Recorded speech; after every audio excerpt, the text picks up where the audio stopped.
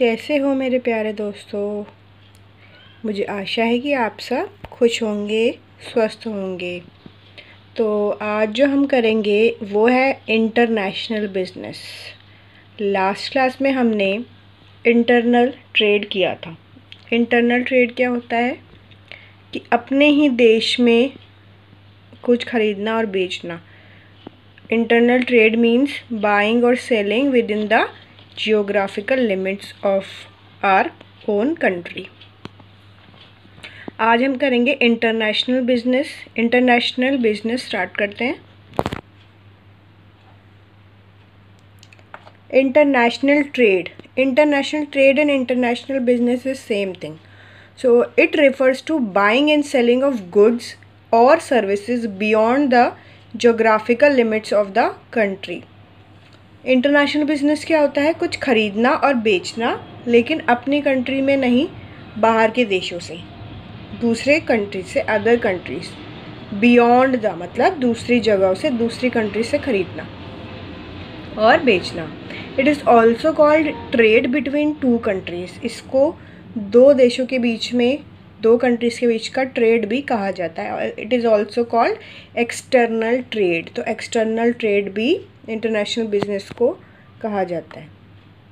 Now we will do the types of international trade. कितने types के होते हैं इंटरनेशनल ट्रेड? सो दोस्तों, इंटरनेशनल ट्रेड जो होते हैं 3 तरीके के होते हैं। पहला है एक्सपोर्ट। आपने सुना होगा कि इंडिया ने एक्सपोर्ट किया है इतना, और इतना इंपोर्ट किया है दूसरी कंट्री से, चाइना से, यूएसए से। तो एक्सपोर्ट होता क्या है? Export refers to selling of goods और services to foreign countries. Export बाहर बेचना, अपनी कंट्री से बाहर बेचना, दूसरी कंट्रीज़ में बेचना। जैसे कि इंडिया ने कुछ प्रोडक्ट्स बनाए हैं और वो दूसरी कंट्रीज़ को बेच रहा है। So India is exporting its items. Okay. Now import मतलब आना, अंदर आना। So it refers to buying goods from foreign countries. Import क्या होता है? दूसरी कंट्रीज से खरीदना और अपने देश में लाना। इम्पोर्ट अंदर लाना, खरीद के अंदर लाना, अपनी कंट्री में लाना। एक्सपोर्ट बाहर बेचना। नाम से पता चल रहा है एक्स और एम। ओके। अब थर्ड होता है हमारा री एक्सपोर्ट, या फिर एंटरपोर्ट भी बोलते हैं उसको। Buying goods not for consumption in home country but to export in other countries. इसका मतलब है, फॉर एग्जांपल, मैंने कुछ गुड्स ख़रीदे हैं दूसरी कंट्री से। फॉर एग्जांपल यूएसए से मैंने गुड्स ख़रीदे हैं और वो गुड्स मैं किसी तीसरी कंट्री को बेच रही हूँ। फॉर एग्जांपल अफ़गानिस्तान, मैंने यूएसए से गुड्स ख़रीदे, अपनी कंट्री में उसका कंजप्शन नहीं करूँगी और मुझे वो गुड्स अफ़गानिस्तान को देने। सो इट इज़ री एक्सपोर्ट। पहले बाहर से ख़रीदा और फिर दूसरी कंट्री में, किसी तीसरी कंट्री में बेचना होता है री एक्सपोर्ट।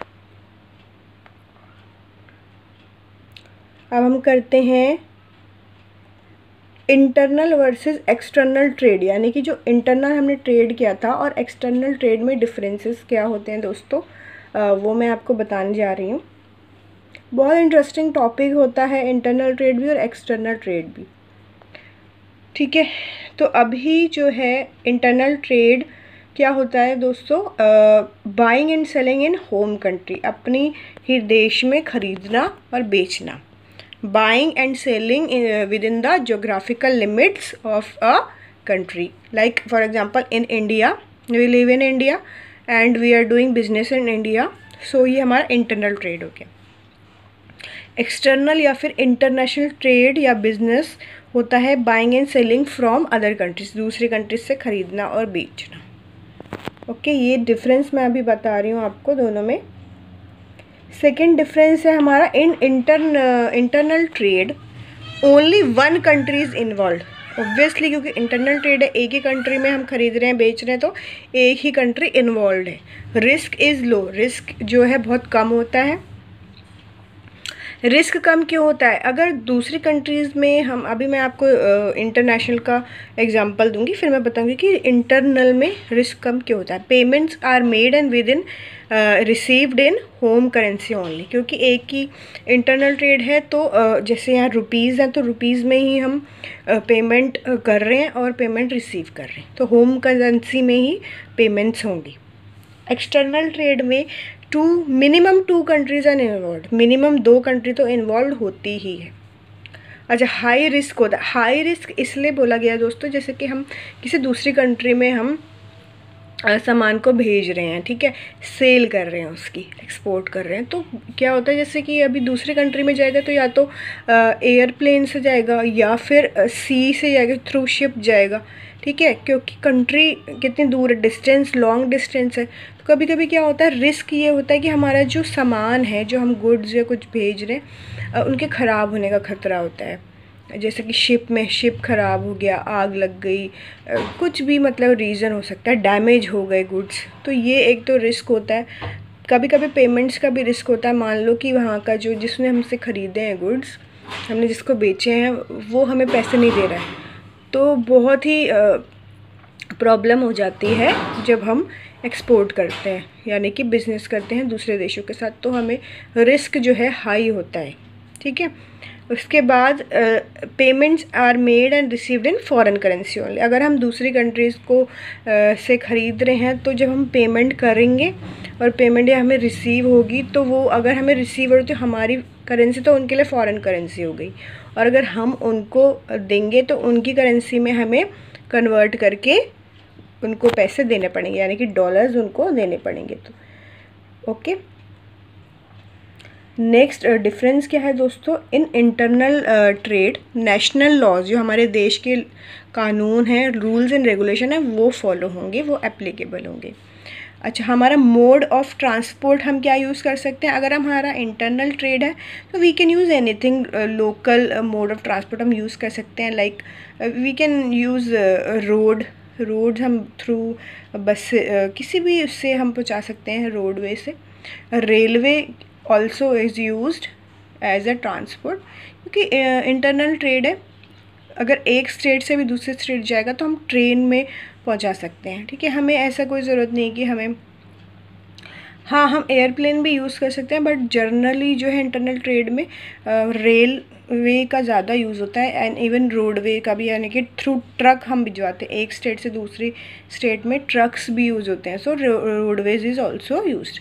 अच्छा, मोड ऑफ पेमेंट क्या होती है? क्योंकि एक ही हम कंट्री में बिज़नेस कर रहे हैं, बाइंग एंड सेलिंग हो रही है, तो कैश भी होता है, कैश भी मोड ऑफ पेमेंट कैश भी हो सकता है और चेक्स भी हो सकते हैं।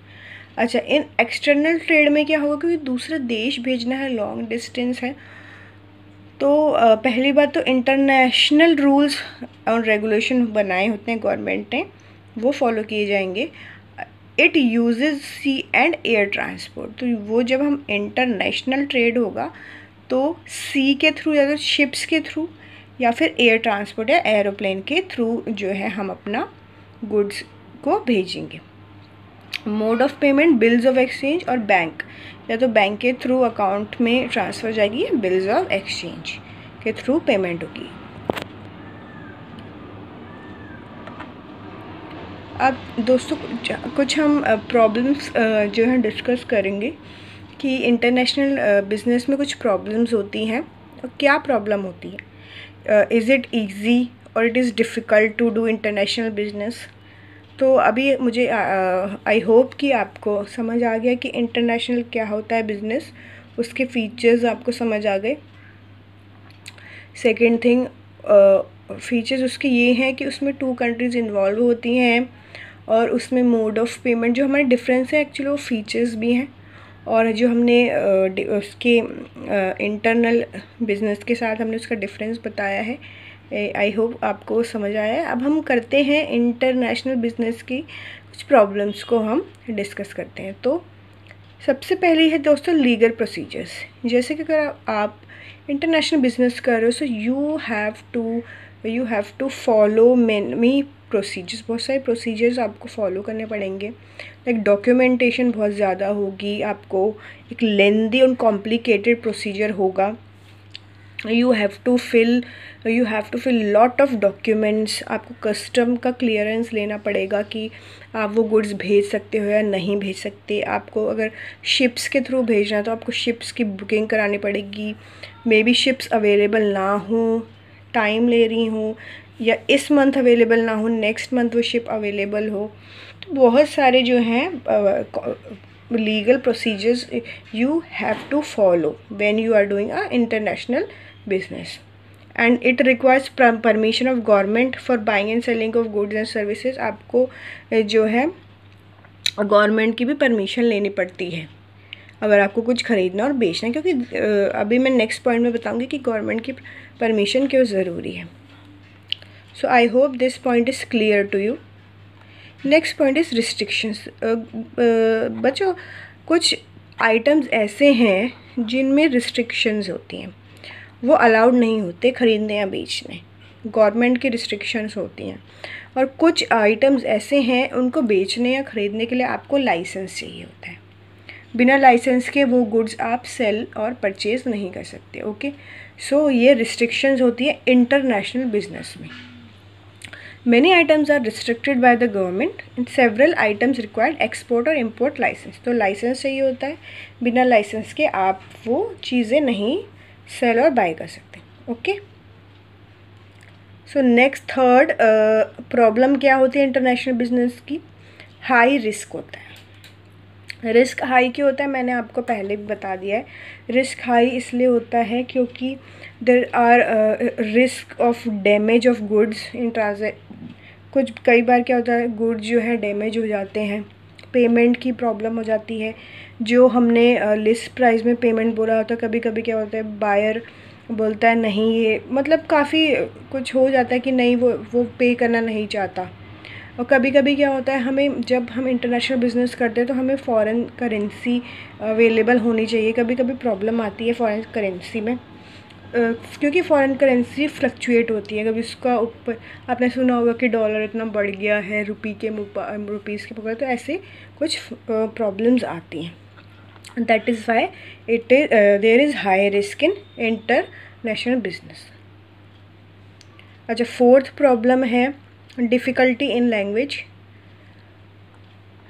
कभी कभी क्या होता है, क्योंकि हम दूसरी कंट्रीज़ में बिज़नेस कर रहे हैं, दूसरी कंट्रीज़ के साथ बिज़नेस कर रहे हैं, तो every country has its own language.